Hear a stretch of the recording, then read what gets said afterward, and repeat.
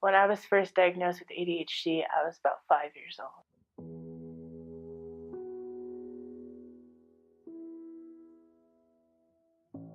I would say it's kind of started in third grade, when my Uncle John committed suicide. So that was kind of, a big tragedy in the family.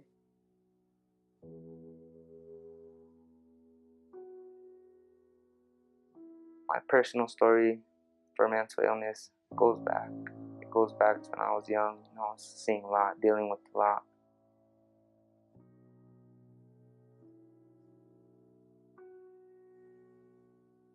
I was diagnosed with bipolar at the age of 5. I was diagnosed with OCD and depression.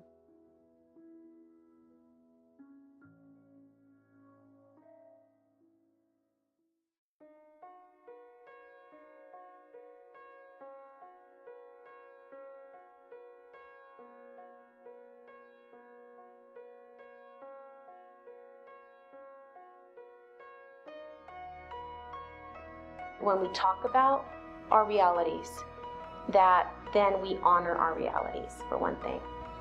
And when we talk about our realities, then the things that need to change can start moving toward change. When we don't talk about our realities, then that silence, those secrets and the denial of who and what we are and who and what is going on in our lives keeps us stuck individually and collectively. In these discussions that are going on across the country, we wanted to make sure that young people have a voice in the discussions, that young people have a way of being part of the change that needs to happen.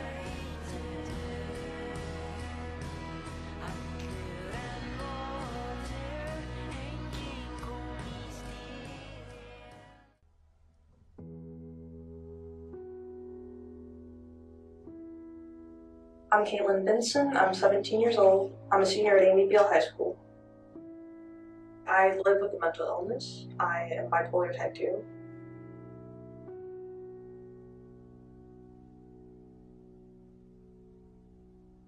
People get quiet when I tell them I'm bipolar, and no one ever says directly rude comments, but you can tell they do get uncomfortable and change the subject immediately.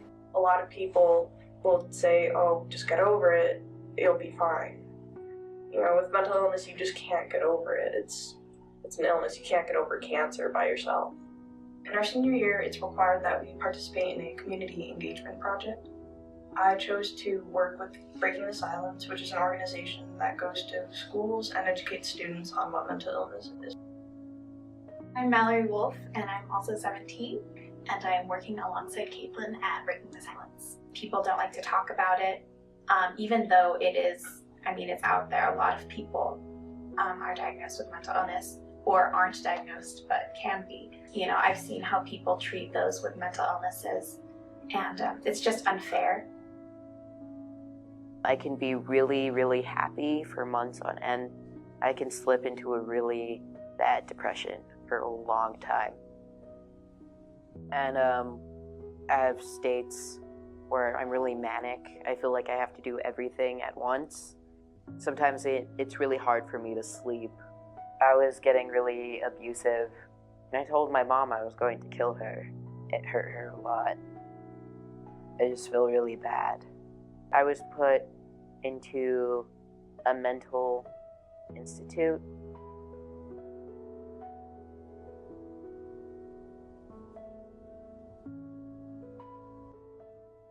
I didn't really know what it was because I was always the hyper kid. Like even now, I'm still really hyper.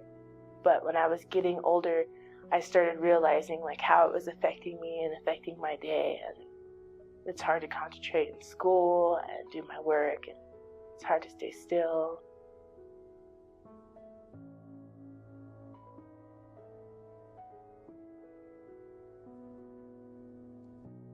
I was always really anxious, and I was starting to have panic attacks, and the littlest things would make me get mad and I'd be crying and nobody would understand what was happening. A lot of people I couldn't talk to because they didn't understand what was going on with me or how I felt, and they would just say, "Oh, I'm sorry." As we were talking about the mental illnesses, I purposely leave out OCD to see if other people know about it or not, because a lot of the times it is, when somebody cleans their room, they're going to say, "Oh, I'm OCD, so I clean my room."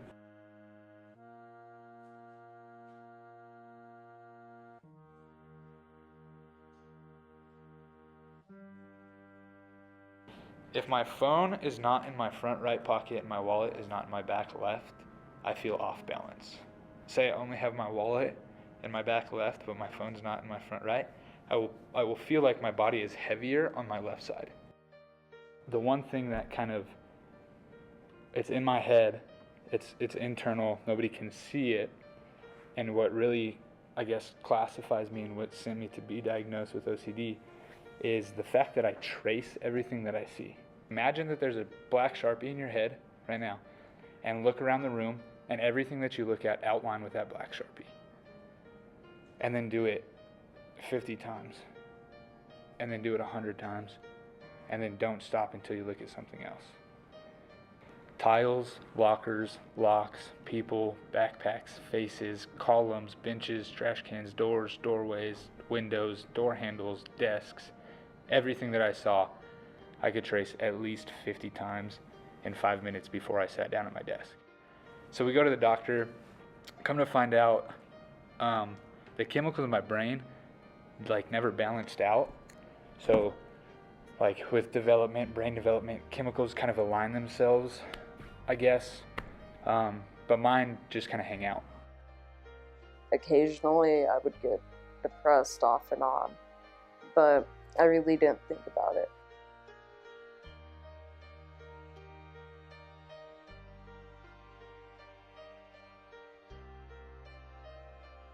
People ignored me, called me names, threw stuff at me, and it was just it felt degrading and like I was an outcast. After that, I told my mom that I thought that I needed to go see a counselor/doctor. Since I didn't know what was going on, I didn't know if, if I was like, what's going on with me, people thought that I would be crazy or anything, so I kept quiet. I have sisters that dealt with this, dealt with a lot of bullying in schooling. Kids at school were being so mean, she didn't want to go to school to have to deal with them, for them to bully her, to get her to the point of level where she comes home and starts cutting herself.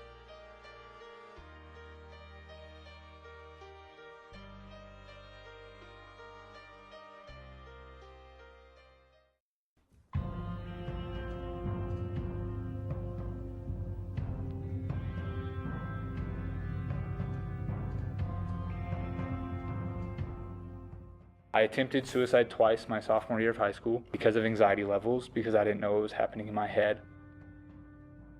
I was in science class, and I was supposed to be doing work, but I wasn't. And something just sort of struck inside of me, and I thought to myself, if I don't get help, I'm going to die today. I felt really abandoned. I just kind of thought that my mom didn't want to deal with me, so she was just like, "Here, guys, take this kid." Finally, it was near the 2 months before the end of the school, and I really wanted to just end it and kill myself. I have thought about and attempted to commit suicide a few times.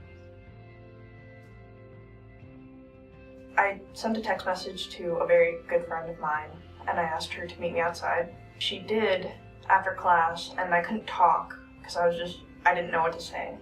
So I sent her a text saying, "I'm going to kill myself tonight and I'm really scared." One night I was in my room and I just thought, might as well do it. I was crying a lot, and my mom came up and found me, and I told her I tried to kill myself, so I went to a hospital. I called my one friend, the only person I could trust at the time, and she drove to my house even though she was like out of town and stuff, and just came to see me and to talk to me. And she didn't overreact like I expected a lot of people would. She took things very calmly, and she just told me, Caitlin, you don't have to do that. You were loved. My parents were there every day, and that really kept my spirit up. After I was diagnosed with the OCD, it kind of explained, like, well, now maybe I'll have strategies to cope with when my anxiety gets to the point of depression. I know why. You know, it was around that point that I realized I had one of the best support systems I could have.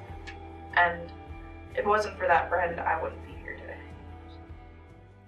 A thing that I didn't realize until now is that how much my mom was really there for me. She was there throughout the entire thing with me, now that I realize it. She was the only one who was truly there. She didn't stop loving me for all the things that I did to her. Most helpful thing through these years was my family's support, knowing that I was loved and getting on the right medication and helping, well, my family helping me and doctors helping me. Just having all the people, like, not having people say, oh, you're so stupid for wanting to do that, and people trying to understand why I was hurting so bad to want to take my own life, or trying to understand why I was feeling that way. So just having all those positive people around me is definitely what pulled me out of that deep depression. Don't be afraid. There's people out there who want to help. There's people out there. Don't be afraid to ask for help. I think I've just kind of learned different ways to, like I said, embrace and cope with it. If I'm able to just come out and say, hey, this is what it is, it's like, don't think of me any differently. And then just kind of use my day-to-day life to prove to them that I am really no different from them, except our brains don't work the same. If you don't understand, at least try to. You know, make a point to look up facts about a certain mental illness, or just to talk to that person who's struggling with that and sort of see where they're coming from. I wish that school officials would educate kids more about mental health, because, I mean, the only way that I would have known about this, I mean, is my family and our counselor / doctor telling us these things, but if it wasn't for him, I would have no idea what was happening to me. I think that it's important for people my age to talk about mental illness, because there's a lot of teens out there who are older than me and younger than me that don't understand what's happening with them, and they think that they're going crazy, or people are still getting bullied or getting called crazy and like abnormal. And in my opinion, I don't think there is a true definition of what normal is, because everybody's weird in their own way, and I think that people should just learn how to embrace themselves for who they are.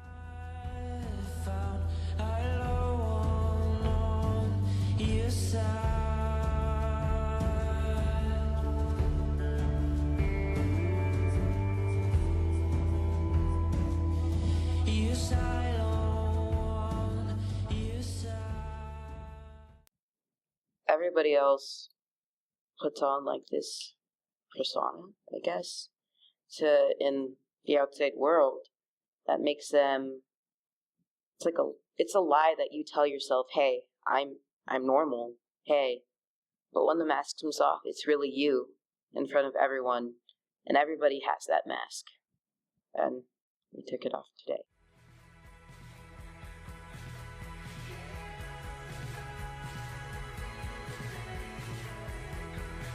I hope that just this video gets out and people, they learn something from it, and that maybe it'll save some lives and people can have a sense of hope.